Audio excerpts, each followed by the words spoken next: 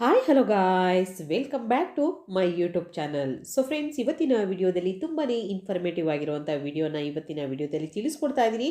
ತುಂಬಾ ಒಂದು ಇನ್ಫಾರ್ಮೇಷನ್ ಇರುವಂಥ ವಿಡಿಯೋ. ಹಾಗೆ ನೀವ್ಯಾರು ಫಸ್ಟ್ ಟೈಮ್ ನನ್ನ ಚಾನಲ್ಗೆ ವಿಸಿಟ್ ಮಾಡಿದರೆ ಪ್ಲೀಸ್ ಚಾನಲ್ನ ಸಬ್ಸ್ಕ್ರೈಬ್ ಮಾಡ್ಕೊಳ್ಳಿ, ಲೈಕ್ ಮಾಡಿ, ಹೆಚ್ಚೆಚ್ಚು ಶೇರ್ ಮಾಡಿ. ಚಳಿಗಾಲದಲ್ಲಿ ಹವಾಮಾನ ಬದಲಾವಣೆ ಆಗುವುದರಿಂದ ಅನೇಕ ಮಂದಿಯ ಆರೋಗ್ಯ ಸಮಸ್ಯೆಗಳನ್ನು ಎದುರಿಸುತ್ತಾರೆ. ಚಳಿಗಾಲವು ನಮ್ಮ ದೇಹಕ್ಕೆ ರೋಗಗಳನ್ನು ತಂದು ಕೊಡುವಂತಹ ತಿಂಗಳು. ಕೆಮ್ಮು, ಗಂಟಲು ನೋವು, ದೇಹದ ನೋವು, ಆಯಾಸ, ಆಲಸ್ಯ ಇದೆಲ್ಲವನ್ನು ಈಗಲೇ ನಿಯಂತ್ರಣದಲ್ಲಿ ಇಟ್ಟುಕೊಳ್ಳದಿದ್ದರೆ ಮುಂದೆ ಈ ಚಳಿಗಾಲದಲ್ಲಿ ದೇಹ ಸಂಪೂರ್ಣವಾಗಿ ಒಡೆದು ಹೋಗುತ್ತದೆ.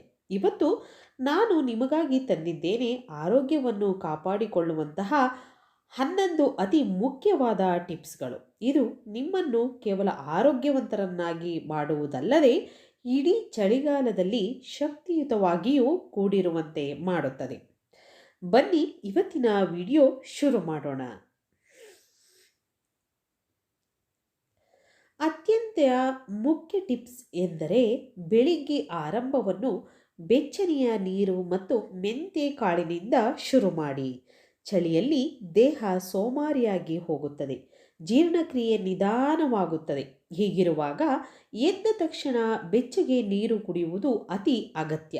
ನೀವು ಬಯಸಿದರೆ ಅದರಲ್ಲಿ ರಾತ್ರಿ ಇಡೀ ನೆನೆಸಿಟ್ಟ ಮೆಂತೆ ಕಾಳುಗಳನ್ನು ಹಾಕಿ ಕುಡಿಯಬಹುದು.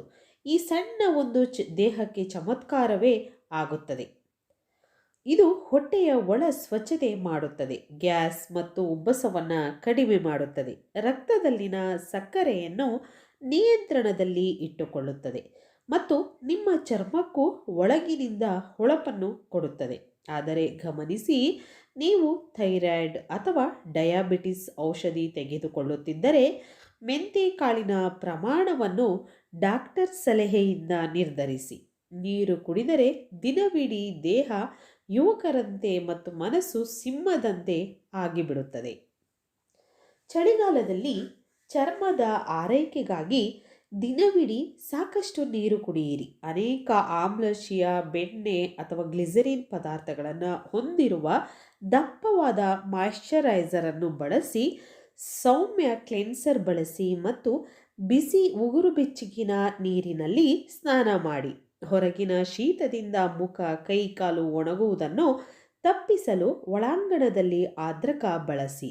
ದೇಹ ಯಾವಾಗಲೂ ಹೈಡ್ರೇಟ್ ಆಗಿರಲು ಪ್ರಯತ್ನಿಸಿ. ಸೌಮ್ಯವಾಗಿ ಸ್ವಚ್ಛಗೊಳಿಸಿ.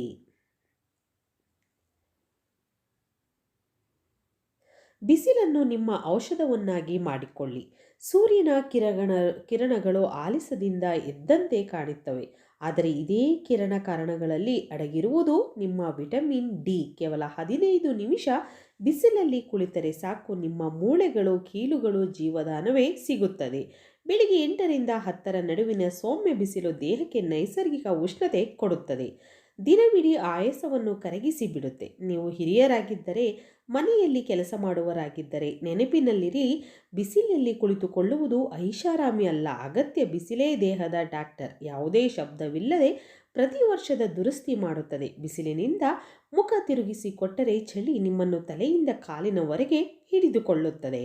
ಚಳಿಗಾಲದಲ್ಲಿ ದೇಹಕ್ಕೆ ಬೆಚ್ಚಗಿನ ಮತ್ತು ಶಕ್ತಿ ನೀಡುವ ಆಹಾರಗಳನ್ನು ಸೇವಿಸಬೇಕು. ಇವುಗಳಲ್ಲಿ ತುಪ್ಪ, ಬತುವ ಹಣ್ಣುಗಳು, ತುಪ್ಪದೊಂದಿಗೆ ಬೆಚ್ಚಗಿನ ನೀರು, ಗೋಂದು ಲಡ್ಡು, ಬತುವ, ಪರಾಟ, ಸೀತಾಫಲ ಇಂತಹ ಹಣ್ಣುಗಳನ್ನು ನೀವು ಆ ಹಣ್ಣುಗಳು ಅಲ್ಲದೆ ರೋಗ ನಿರೋಧಕ ಶಕ್ತಿಯನ್ನು ಹೆಚ್ಚಿಸುವ ಸಿಟ್ರಿಸ್ ಹಣ್ಣುಗಳನ್ನು, ಬೆಳ್ಳುಳ್ಳಿ, ಶುಂಠಿ ಮತ್ತು ಬೀಜಗಳನ್ನು ಸಹ ಸೇವಿಸಬಹುದು.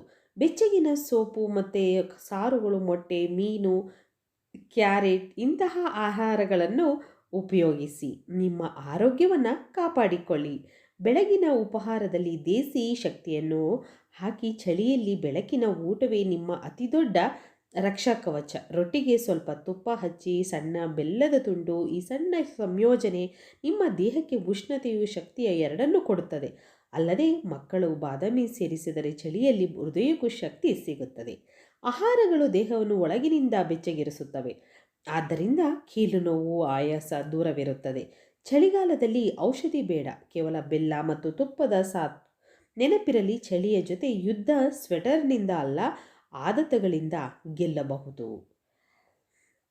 ಇಂದು ನಾನು ಹೇಳಲು ಬಯಸುತ್ತಿರುವಂತಹದ್ದು ಮಾತುಗಳು ನಿಮ್ಮ ದೇಹದ ವನ್ನು ಚಳಿಗಾಲದಲ್ಲಿಯೂ ಸಕ್ರಿಯ ಮತ್ತು ಯುವ ಜವಾನಿನಿಂದ ಕೂಡಿರುತ್ತದೆ. ಬೆಳಿಗ್ಗೆ ಆರಂಭ ಸರಿಯಾಗಿ ಬೆಚ್ಚನೆ ನೀರು, ಬಿಸಿಲ ದೇಸಿ ಆಹಾರ ಅರ್ಧದಷ್ಟು ಆರೋಗ್ಯಕರವಾಗಿಯೂ ಇರುತ್ತದೆ. ಈಗ ಚಳಿಗಾಲದಲ್ಲಿ ಅತಿ ಹೆಚ್ಚು ಕಡೆಗಣಿಸಲಾಗುವ ವಿಷಯ ಬಟ್ಟೆ ತೊಡುವ ಸರಿಯಾದ ವಿಧಾನ ಅನುಸರಿಸಿ. ಚಳಿಯಿಂದ ತಪ್ಪಿಸಿಕೊಳ್ಳಲು ಅನೇಕರು ಒಂದೇ ದಪ್ಪ ಸ್ವೆಟರ್ ಅಥವಾ ಜಾಕೆಟ್ ತೊಡುತ್ತಾರೆ. ಲೇಯರಿಂಗ್ ನಿಯಮವನ್ನು ಅನುಸರಿಸಿ, ಅಂದರೆ ತೆಳುವಾದ ಅಂದರೆ ಹಲವು ಬಟ್ಟೆಗಳನ್ನು ಒಂದರ ಮೇಲೊಂದು ತೊಡಿ. ಇದರಿಂದ ದೇಹ ತಾಪಮಾನ ಹೆಚ್ಚಾಗುತ್ತದೆ. ಗಾಳಿ ಬಂದರೆ ಒಂದು ಲೇಯರ್ ಸುಲಭವಾಗಿ ತೆಗೆಯಬಹುದು.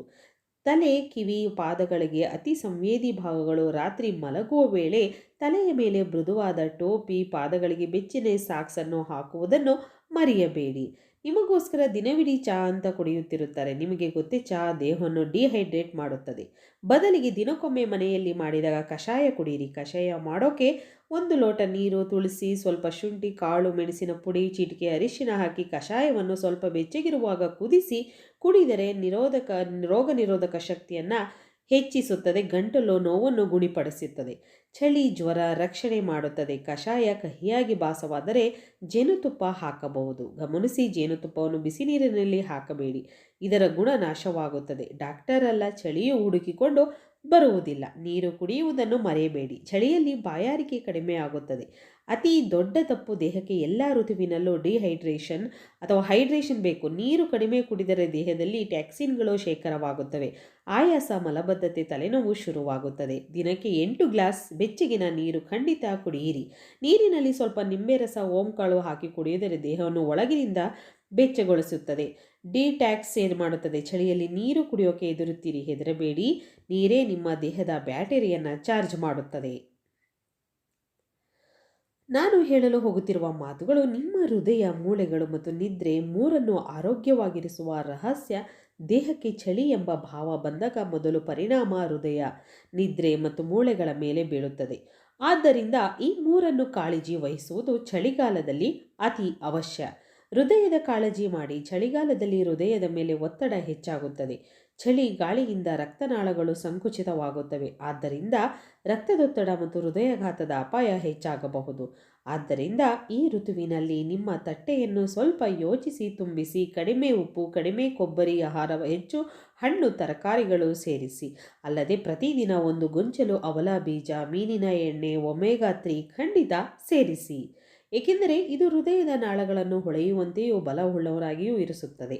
ಪ್ರತಿ ಬೆಳಿಗ್ಗೆ ಅಥವಾ ಸಂಜೆ 20 ನಿಮಿಷ ಸೌಮ್ಯ ನಡಿಗೆ ಮಾಡಿ. ಮನೆಯ ತಾರಸಿ ಅಥವಾ ಗ್ಯಾಲರಿಯಲ್ಲೇ ಆಗಿದ್ದರೂ ಸಾಲದು. ನಡೆದರೆ ರಕ್ತ ಪರಿಚಲನೆ ಉತ್ತಮವಾಗುತ್ತದೆ. ಹೃದಯದಲ್ಲಿ ಉಷ್ಣತೆ ಉಳಿದುಕೊಳ್ಳುತ್ತದೆ. ನೆನಪಿನಲ್ಲಿರಲಿ, ಚಳಿ ಗಾಳಿ ಹೃದಯವನ್ನು ತಂಪಾಗಿಸುವಂತೆ ನೋಡಿಕೊಳ್ಳಿ. ಪ್ರತಿದಿನ ಕೆಲವು ಹೆಜ್ಜೆಗಳು ಹಾಕಿ. ಹೃದಯ ಉತ್ಸಾಹದಿಂದ ಇರುತ್ತದೆ.